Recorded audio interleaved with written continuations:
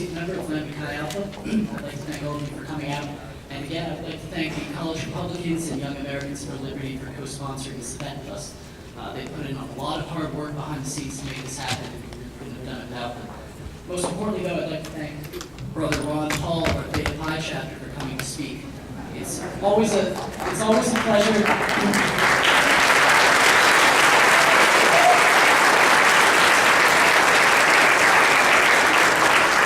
It's always a great privilege when alumni come and visit, but we are especially excited to hear what Congressman has to say today.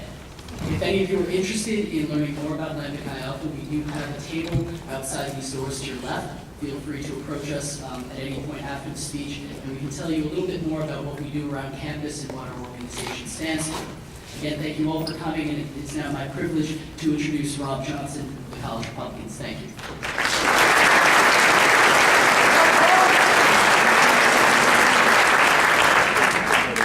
Thank you to everyone for coming today. My name is Robert J. Johnson. I'm the president of the UNH College Republicans.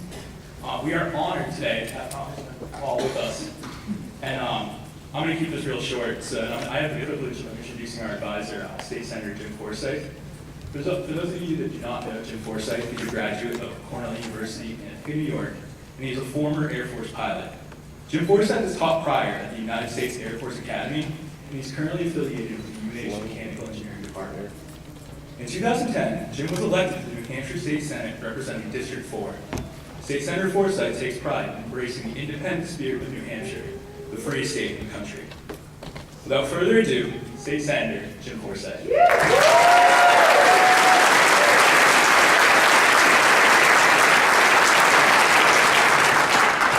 Thank you. Besides the honor of having Dr. Paul here today, it's really great to see two groups that I really admire here. Sorry about fraternity, I was Sigma Alpha Epsilon. Any brothers here? But seeing Young Americans for Liberty here up on stage with the UNH College Republicans. These are two groups that really were critical in helping me get elected. They had a boot camp where about 30 or 40 Young Americans for Liberty came out, knocked on doors for me over one weekend, knocked on over 1,000 doors. And the UNH College Republicans were a huge help to me, and they were also a huge help to the New Hampshire Senate in general, where we have 19 to 5 Republican senators now, thanks to these guys. So nice to meet you. I think these two groups should be together because the Republican Party should stand for liberty. I also want to recognize Zach Azem. See out here, stand up, Zach. Not, I just saw him, he was down the hallway, okay. So Zach was my campaign manager at UNH political science major, so it was great to have Zach's help, and I guess here's what So rather than give a big, long, factual introduction of Dr. Paul, what I want to do is talk a little bit about my story and why I'm here today. I was not involved in politics up until 1997. Early 1997, I went to see Dr. Paul speak. This was before he was an announced candidate in 2008. I heard him speak, and there's a couple things that really struck me. First, he talked about the Soviet Union and the Soviet collapse, and how we had some of the same issues here in our country, and that we may be headed for a financial collapse because of that. And I was somebody who traveled to the Soviet Union in '84 and '86, back before the collapse, and I remember my Soviet studies teacher had predicted the collapse a few years prior. So that's something that really hit me, because I saw the Soviet collapse. I did see the similarities like he saw, that not many people in America do see, but they're starting to see now. And so that really struck me. I had never heard a political candidate make that comparison, much less somebody in office. The other thing that really hit me that I really enjoyed was his talk about too much military interventionism. I was somebody who served for 12 years in the Air Force, and I had flown combat support operations for Bosnia, Somalia, and Iraq. And it was always frustrating to me that we didn't go to Congress to declare war. It was always frustrating to me that, and a lot of times it seems like we're defending other countries rather than our own. So that was something that really resonated with me.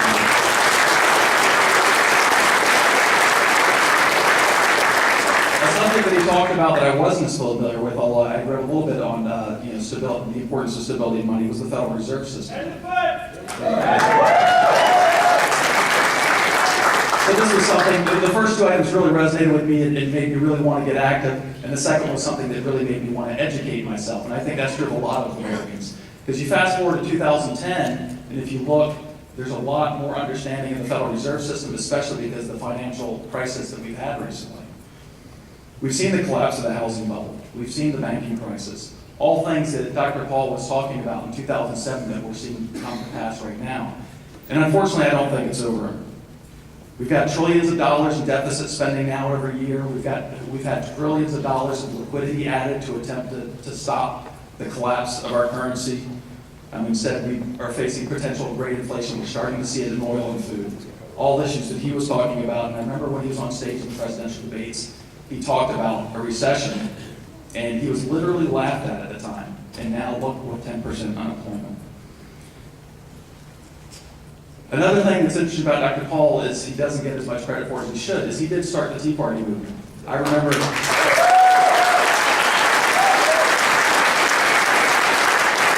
going down to speak at the Boston Tea Party in 2007, which was essentially a campaign rally for Dr. Paul, but really around the issues. And I spoke there in 2007 about foreign intervention. And then later on, people would ask me, are you a Tea Party candidate? I said, well, I did speak at a Tea Party meeting in 2007. They said, well, but the Tea Party started in 2008, didn't it? No, it started in 2007 with Dr. Paul and these ideas. So, sorry. And if you look at what's happened in the modern Tea Party movement, because it has kind of, other people have jumped on board. If you look, I think the Tea Party really has started to really embrace and understand the issue behind the Federal Reserve. When I go to different meetings with these guys, they're really starting to get it. Unfortunately, the Tea Party has not unitarily embraced the idea of cutting back on our intervention overseas. That's something, if you're a true fiscal conservative, you have to start talking about. But I was very encouraged at CPAC, that discussion among conservatives is happening now. And it's thanks to Dr. Paul.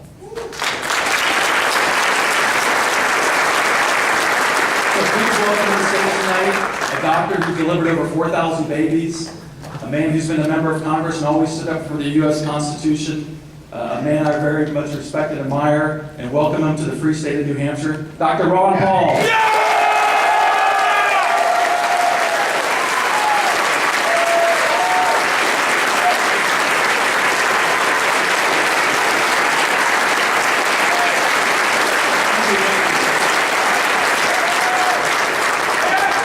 Thank you, Jim, for that introduction. Just think, the last time I was here, I couldn't even call him Senator. That's great. A year or so ago when I was here, and when the Tea Party movement was starting, I had a son. I don't know if you remember who that was. Right. We can call him Senator now, too. So.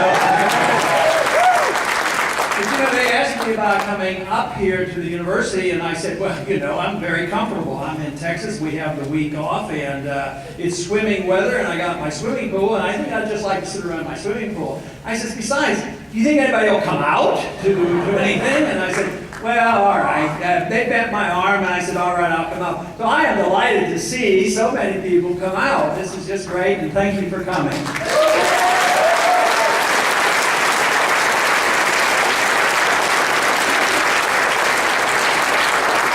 It's hard for me to turn down any invitation, especially from the young people who are interested in talking about a very special subject, and it's dear to my heart, and that subject is liberty. It's pretty amazing. If you understand the issue of liberty, you also understand the purpose of our Constitution, then you also understand the solution to so many of our problems, and we would just get more people to agree with us. And I am convinced that the troubles that we're having today, whether they're on foreign policy, the monetary issue, the financial issues, the attack on our personal liberties, it's all because we as a people have let our guard down. We have allowed too many politicians to undermine our liberties. And if we would have more people just stand up, read and understand, and fulfill the promises that they take in the oath of office to uphold the Constitution, this country would be a lot better off.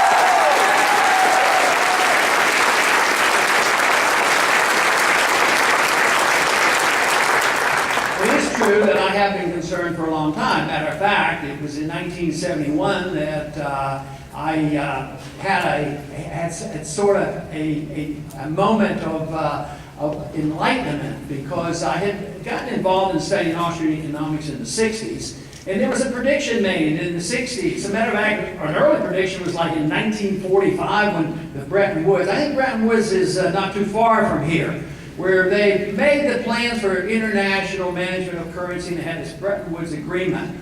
But it broke down on August 15, 1971, and by that time I had a fairly good understanding of Austrian economics, and I thought, boy, this means that the door is going to be open. It's going to be open for spending and deficits and intervention overseas and welfareism and special interest government. And for that reason, I ran for the very first time in 1974.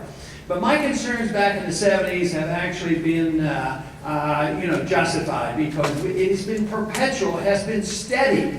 And if you look at all the economic curves, if you're studying economics, you can find economic statistics, you see many things, whether it's a CPI or spending or deficit, goes along like this, and then it shoots up like this. And it represents the fact that we have allowed our politicians and our governments to be run totally out of control without any restraint. But the one thing that was obvious to many of us who studied Austrian economics, it was unsustainable. But there's also something in Austrian economics that teaches that although we may know trends, we do not know timing. So in many ways, I'm quite surprised that it has lasted this long and consider it fortunate. Because if it would have happened 10 years ago, we wouldn't have had you, this new generation that cares a lot more about it than those in the previous generation, that care actually about doing things like ending the Fed and a few other things.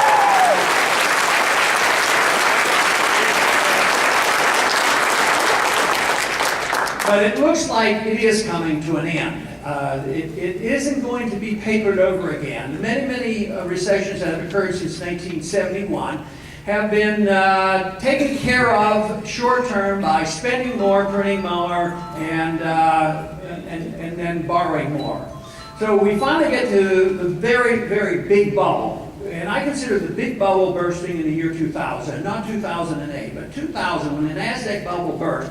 This was an introduction to a bad decade, which has continued. Standard of living has gone down for more than just a couple years. It's been going down for more than 10 years. But this time, they've tried all the old tricks, and all the old tricks involve, well, we're in trouble now, and they believe in Keynesian economics, which says, well, the problem is that the people aren't spending enough money. So if we just print money and give it to the people, they're going to spend money, everything is going to be okay. So what has the Congress done? That came along with TARP funds. They printed a lot of money and passed it out, and the Fed did the same thing. Not $100 billion or $200 billion, hundreds of billions of dollars, and now many trillions of dollars. And the real tragedy is that there's more money printed and passed out by the Federal Reserve in secret than even what the Congress is doing. That's how much out of control this is. This is why if we don't end the Fed tomorrow, at least we have to have transparency, and we better get a clean audit of what the Fed has been up to for the last time.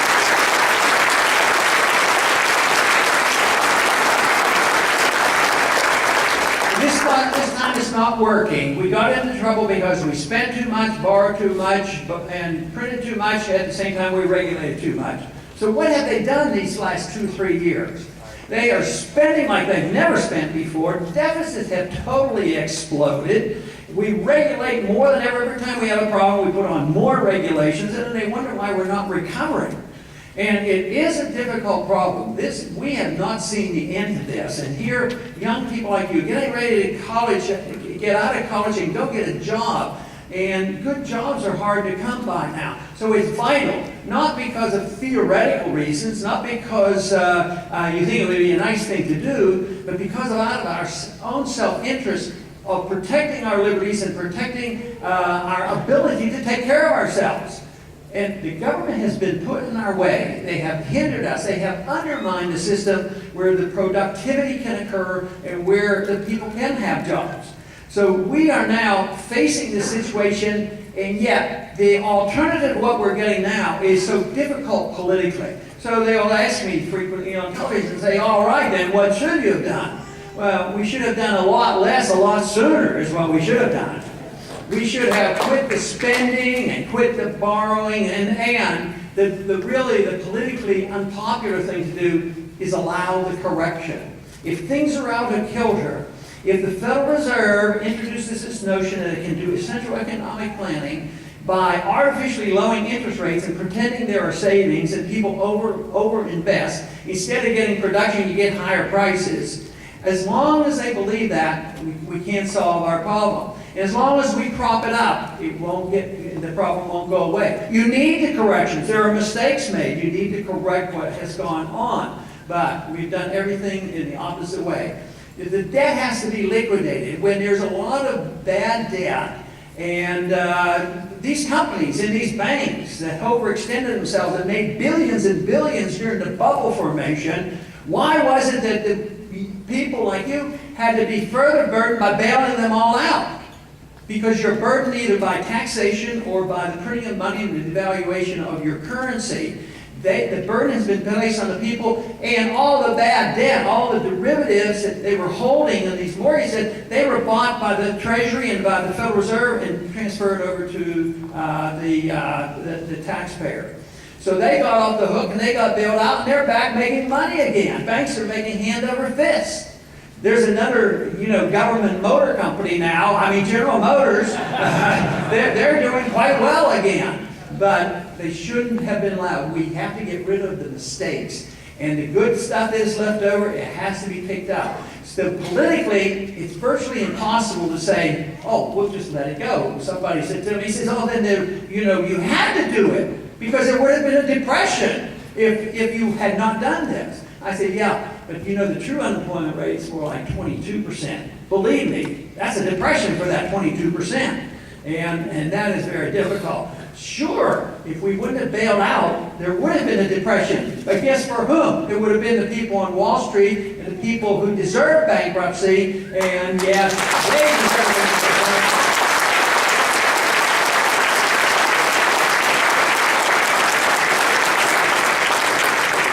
There are several reasons why I've argued the case from the very first time I ran for office, and the main reason why I ran for office was just to get a few things off my chest. I thought I would do my duty and express myself, and they would send me packing, and I would at least tell my kids, well, at least I spoke out, But I didn't get away with it quite that easily. But it has always been the Federal Reserve that really prompted me getting involved, because I saw the Federal Reserve as the instigator in the destruction of liberty. The principle that we should all fight for is liberty. And then when you see the connection, you see what the Fed does. Well, the Fed, there's a couple of reasons we should oppose the Fed. One, how about this for a reason for opposing the Fed? What about it's unconstitutional to have a central bank?